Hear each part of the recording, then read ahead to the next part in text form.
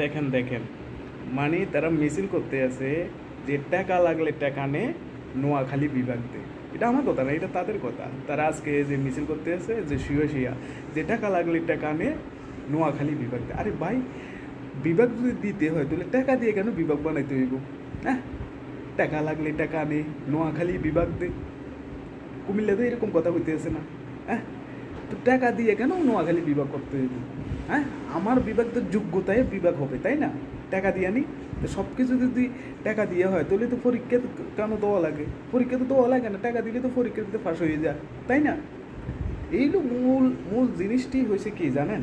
আসলে এই যে এখন একটা পরীক্ষা দিতে হবে, তো পরীক্ষা দেওয়া তো কোনো মানি হয় না। তাহলে মানি হবে কেন? কারণ হচ্ছে টাকা দিলে তো আমার পরীক্ষার রেজাল্ট ভালো হইতেছে। তাতে যোগ্যতা যেখানে সেখানে তো বিভাগ হবে। তাহলে তারা নিজের কথা নিজেরাই বলতে আছে। দেখেন না, দেখেন আইডিতে ঢুকলে বুঝতে পারবেন। হ্যাঁ, মিছিল করতে আছে টাকা লাগলে টাকা আনে। আমাদের কি নোয়াখালী বিভাগ দিয়ে? হা হা, ভালো থাকবেন। সঠিক বুঝ দান করুক তাদেরকে।